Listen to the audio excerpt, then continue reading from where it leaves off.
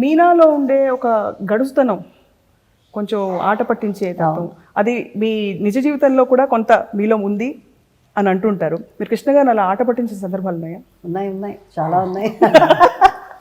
కృష్ణ గారు మీరే చెప్పాలి బహుశా. అవునా?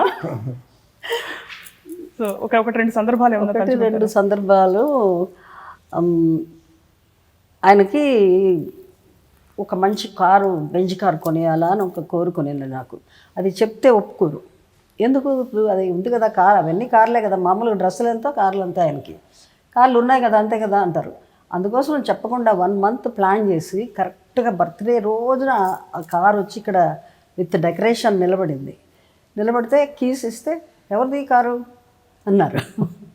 అంటే మనదంటే ఎప్పుడు కొన్నావు అంటే, అది కొనాలంటే 1 month టైం పడుతుంది. ఇక్కడ నుంచి లెటర్స్ పోయి అది వచ్చి అది కరెక్ట్గా ఆ రోజు రావాలని టెన్షన్ పడ్డాను అనమాట. కరెక్ట్ అదొక పెద్ద. అలాగే దీపావళిలో ఆయన పెద్దగా టపాసులు కాల్చడం ఇష్టం ఉండదు, నాకేమో చాలా ఎక్కువ ఇష్టం. అందుకోసం కొంచెం సేపు అయినా అక్కడ ఉండేటట్టు ప్రార్థిస్తాను. కృష్ణ గారు, మీరు విజయ నిర్మల గారిని అంటే ఇంట్లో ఇద్దరు ప్రొడ్యూస్ చేశారు, డైరెక్ట్ చేశారు సినిమా ఇండస్ట్రీ వరకు. ఇంట్లో ప్రొడ్యూసర్ ఎవరు అంటే డబ్బులు ఖర్చు పెట్టేది ఎవరు, డైరెక్టర్ ఎవరు అంటే డెసిషన్స్ తీసుకునేది ఎవరు? రెండు ఆవిడే, మీరేనా? మీరు ఎప్పుడైనా విజయ నిర్మల గారిని ఆట పట్టించిన సందర్భాలు కానీ లేక? లేదు. ఇప్పుడు చాలా అమాయకంగా కనిపిస్తారు కృష్ణ గారు. మీ సహజ తత్వం కూడా అంతే అని అనిపిస్తుంటుంది ఫ్యాన్స్కి చూసినప్పుడు. Very soft spoken and innocent. కోపం వస్తే మటుకు చాలా కోపం వస్తుంటుంది. చాలా కోపం రానంత వరకు ఓకే. కోపం వచ్చిందంటే ఇక ఎవరైనా సరే కసరేయడమే. కృష్ణ గారు, విజయ నిర్మల గారిని చూసినప్పుడు ఆవిడ మీద చిత్రీకరించిన ఏ పాట మీకు గుర్తొస్తుంటుంది? వస్తాడు నా రాజు గుర్తొస్తుంటుంది. అదే తన లైఫ్లో super hit song. And Krishna గారిని చూసినప్పుడు మీకే పాట గుర్తొస్తుంటుంది? చాలా హిట్ సాంగ్స్ ఉన్నాయి. నాకు చాలా పాటలు ఇష్టం కృష్ణ గారితో, అన్ని పాటలు నాకు ఇష్టం. సాక్షిలో పాటలు మరీ ఇష్టం. అది చాలా మంచి పాటలు ఉన్నాయి అందులో. అమ్మ కడుపు చల్లగా ఒకటి, తర్వాత ఇంకో సాంగ్ ఒకటి. ఇలాగ సాక్షిలో న్యాచురల్గా యాక్ట్ చేసాం. అది ఒకళ్ళకొకళ్ళు ఇష్టం వల్ల ఏమో తెలియదు, చాలా న్యాచురల్గా యాక్ట్ చేసాం. బాపు గారు కూడా అలా ఎంకరేజ్ చేశారు. కృష్ణ గారి కెరియర్లో చాలామంది మీరు కాకుండా ఇతర హీరోయిన్స్ కూడా నటించారు. వారితో నటించేటప్పుడు అఫ్కోర్స్ మీరు చెప్పారు ఇందాకే, కృష్ణ గారు తలదించుకుని తల ఉంచుకుని ఇలాగా చాలా నమ్రతతో లేడీస్ని అంత రెస్పెక్ట్తో ట్రీట్ చేశారు. మీరు ఎప్పుడు ఒక స్త్రీగా, ఒక అర్ధాంగిగా ఎప్పుడు ఇన్సెక్యూర్ ఫీల్ అయ్యి బాధపడి లేకపోతే అలా సందర్భాలు ఏం రాలేదు? ఎందుకంటే డైరెక్టర్గా నేను సెట్కి వెళ్ళిన తర్వాత నేనే యాక్ట్ చేయించాలి, తప్పదు కదా. ఆ సెట్లో ఉన్నంత వరకు నేను డైరెక్టర్, హీరోయిన్ అంతవరకే నేను ఆలోచిస్తాను. ఆ తర్వాత ఇక ఏంటి ఎలా దగ్గరగా తీసుకుంటా, అంటే దూరంగా ఉన్ని అట్లా తీస్తే సినిమా ఆడేది కాదు. నరేష్ ఫస్ట్ పిక్చరు ఊటీలో తీస్తున్నాం, టబ్లో హీరోయిన్తో కలిసి ఉండాలి, నన్ను బయటకు వెళ్ళిపోమంటాడు. అరే నేను కదా చెప్తున్నాను ఆ షాట్, నువ్వు చెయ్యి అంటే మమ్మీ మీరు బయటకు వెళ్ళండి అంటాడు.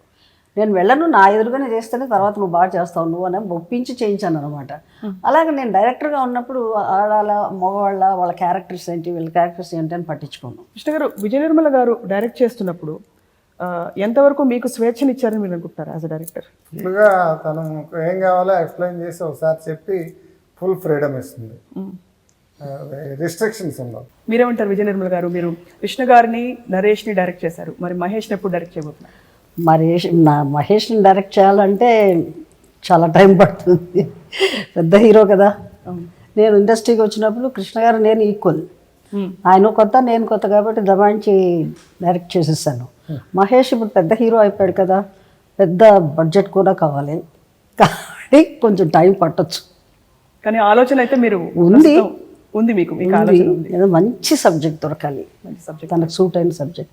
మీరు విజయ నిర్మల గారు మీ సినిమా ప్రస్థానం చూసుకుంటే, మీరు అప్పుడు జయకృష్ణ ముకుంద మురారే పాట పాడారు, కృష్ణుడు మీకు అలాగే దిగి వచ్చేసారు. మీకేమనిపిస్తుంది మీ ప్రస్థానాన్ని వ్యక్తిగతంగా మీరు అవలోకనం చేసుకుంటే? అంటే నాకు చిన్నప్పుడే భరతనాట్యం నేర్చుకోవాలని ఇష్టం ఉండేది, నేర్చుకున్నాను. అలాగే నన్ను సినిమాలో కూడా యాక్ట్ చేయాలని ఉండేది. ప్రతి హిందీ ఆర్టిస్ట్ నిమ్మి అని ఉండేది, ఆవిడని చూసి అలాగే ఆవిడ ఎలా చేస్తుందో అద్దం ముందు నిల్చొని అలాగంతా యాక్ట్ చేసుకుని చూస్తూ ఉండేది. మీకు రోల్ మోడల్ అయితే? అంటే చిన్నప్పుడు ఆవిడంటే చాలా ఇష్టంగా ఉండేది నాకు. అలాగే నేను యాక్ట్ చేయాలి అని అనుకుంటుంటే నాకు కలిసి వచ్చింది ఏంటంటే, మా కజిన్ సిస్టర్ రావు బాలసరస్వతి గారు నన్ను ఒక తమిళ్ పిక్చర్లో ఇంట్రడ్యూస్ చేశారు. అంటే బాయ్ క్యారెక్టర్ హీరోగా, హీరోకి చిన్నప్పుడు బాయ్ క్యారెక్టర్. బాయ్ క్యారెక్టర్తో ఎంటర్ అయ్యాను. అంటే ఫస్ట్ హాఫ్ అంతా ఈ బాయ్ క్యారెక్టర్తోనే ఉంటుంది, చాలా పెద్ద క్యారెక్టర్. పుల్లయ్య గారి డైరెక్షను, శాంతకుమారి గారు, యశ్వలక్ష్మి గారు హీరోయిన్స్. ఆ సినిమా అప్పటి నుంచి ఇక చిన్న ఆర్టిస్ట్గా చైల్డ్ ఆర్టిస్ట్గా చాలా సినిమాలు చేశాను. భూ కైలాసు, పాండరంగ మహత్యం వరకు. ఆ తర్వాత నాకు ఒక 6 ఏళ్ళు గ్యాప్ వచ్చింది. గ్యాప్ వచ్చిన తర్వాత మళ్ళీ నాకు యాక్ట్ చేయాలని ఉంది అంటే మలయాళంలో విన్సెంట్ డైరెక్షన్ ఆయన ఉండాడు. ఆయన నాన్నగారి ఫ్రెండ్. ఆయన నన్ను చిన్నప్పుడు సినిమాలు ఇవి చూసి ఇప్పుడు నేను కొత్త సినిమా డైరెక్ట్ చేయాలనుకుంటున్నాను ప్రేమ్ నజీర్తో హీరోగా, మీ అమ్మాయికి యాక్ట్ చేసే ఇంట్రెస్ట్ ఉందా అని అడిగాను. తనకి ఇంట్రెస్ట్ ఉందని చెప్తే నేను సరే ఫోటోలు పంపించండి అని అంటే ఫోటోలు పంపించాడు. పంపిస్తే ఆయన వెంటనే ఓకే చేస్తాడు. ఓకే చేసి అప్పటికి ప్రేమ్ నజీర్ గారు పెద్ద హీరో, 200 సినిమాలు యాక్ట్ చేస్తున్నారు అప్పటికి. ఆయనతో హీరోయిన్గా ఫస్ట్ నేను మలయాళంలో ఎంటర్ అయ్యాను. విజయనిర్మల్ గారు, మీరు రీసెంట్గా డైరెక్ట్ చేసిన ఫిల్మ్స్ మీరు అనుకున్న స్థాయిలో వర్కౌట్ కాకపోయినా 50 సినిమాస్ 50 సినిమాలు కంప్లీట్ చేయాలన్న మీ గోల్ టార్గెట్ని అలాగే యథాతథంగా పెట్టుకున్నారు? అలాగే ఉంది. అదే ఉంది, ఎక్కడ వెనక్కి వేసే లేదు. 50 ఫినిష్ చేస్తాను. కృష్ణ గారు, మీకు మహేష్ని ఛత్రపతి శివాజీ పాత్రలో చూడాలని ఉందని 1-2 సందర్భాలు మీరు చెప్పినట్టున్నారు. అది కాకుండా మీకు స్వయంగా ఇంకా వేయాలంటే ఎలాంటి పాత్రలు వేయాలన్న కోరిక మిగిలింది? నేను అన్ని రకాల పాత్రలు వేసాను, ఇంకేం అన్ని వేసేసారు, అన్ని బాణీలో.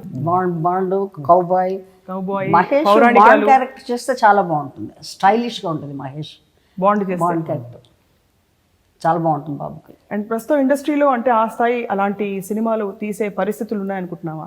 అంటే బాండ్, ఒక జేమ్స్ బాండ్ లాంటి సినిమాని విజువలైజ్ చేసి తీసే టెక్నికల్గా ఇప్పుడు హాలీవుడ్తో ఈక్వల్గా మనకి ఫెసిలిటీస్ వచ్చినాయి, గ్రాఫిక్స్ వచ్చినాయి. డెఫినెట్గా తెలుగు సినిమా బడ్జెట్లోనే బాండ్ పిక్చర్ తీయచ్చు.